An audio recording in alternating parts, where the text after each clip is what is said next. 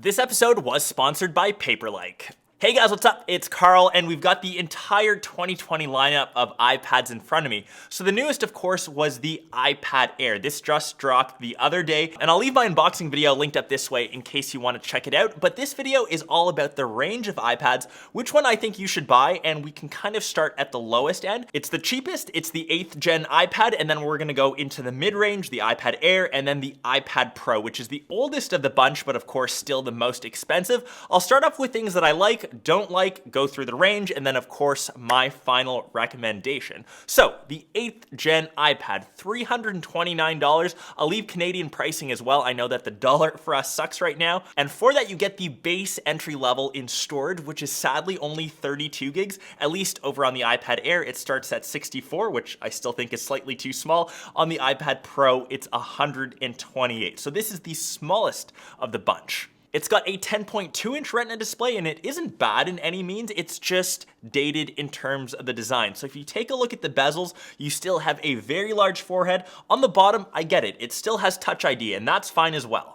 And the design just seems a bit old and dated, especially when you compare it to the other two devices. Totally cool if you're trying to save money, but if I were Apple, I would just shave off the forehead, still keep that front-facing camera, and once again, I said, I'm totally fine still having Touch ID at the bottom. The biggest changes actually coming to the 8th gen iPad is what's found on the inside. So it has the A12 Bionic, and that's actually the same chip found in my iPhone 11, 11 Pro Max. Of course, I'm upgrading to the iPhone 12, but still a very capable chipset, and everything on the iPad still seems super quick and snappy comparing it to the other two devices.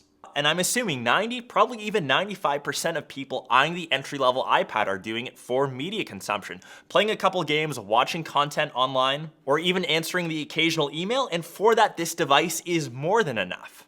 You've got an 8-megapixel camera on the back and an HD camera on the front, and by no means are they any good. They just get by in what they do. So if you're using it for FaceTime, if you're using this for the occasional photo, don't expect the greatest quality, but for that price point, I don't think that's the priority of most people. Keep in mind though, this is the only iPad now across the range that still uses the OG Apple Pencil. So this is the weird one where you still have to plug in to the bottom because it still has a lightning port at the bottom. So obviously not the most aesthetic, and just make sure you don't snap off the Apple Pencil while it is charging, but still you get access to all the V1 benefits, and it's still way better than most styluses on other tablets. And when you kind of compare the overall price, so $329 and of course $100 for the Apple Pencil, you're under that $500 price point for an entire package. You can even have a case on that as well.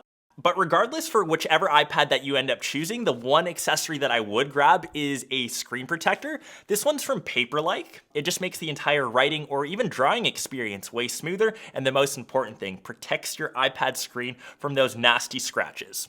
So I'll still recommend the 8th gen iPad to most students. For people that want to get into the Apple tablet game, for people that are just looking to save money, I think the 8th gen iPad is the best value across the range. We're going to switch now to the newest, the iPad Air, and if for whatever reason color dictates your choice, this is the only one amongst the three that you can grab in different color options. So it is the new red, the blue, as well as green.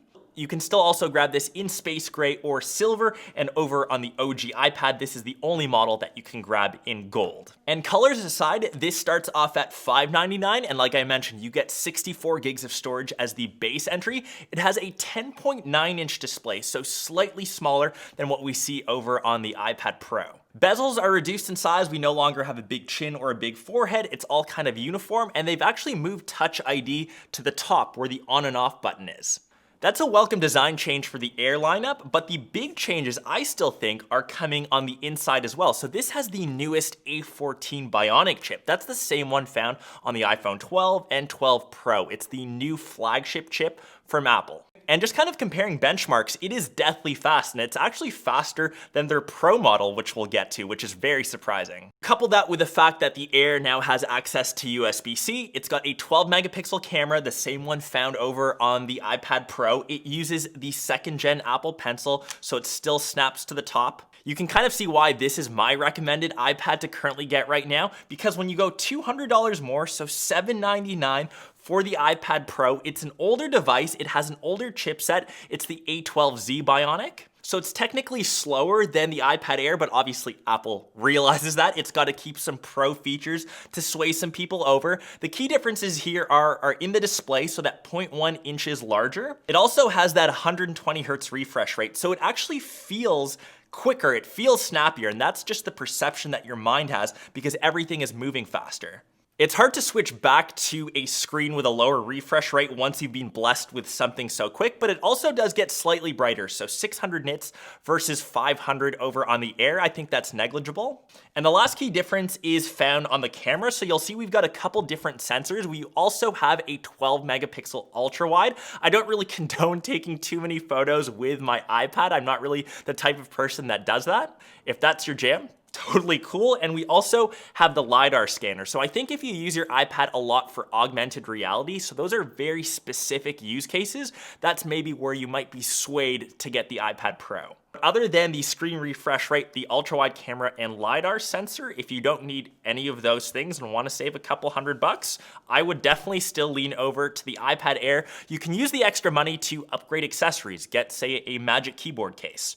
You could grab that and the second gen Apple Pencil for the same price as what you get for solely the iPad Pro. So you kind of know the direction that I'm going for. I'm curious which device you would grab. Let me know down below in the comments. It definitely makes sense that the newest iPad is the one that I'd recommend, but I think Apple hit it out of the park with this one. The newest chipset, we've got a brand new redesign, Apple Pencil 2. Those pro features of having the extra refresh rate, of course, those extra sensors on the camera, I don't think are worth 200 extra bucks.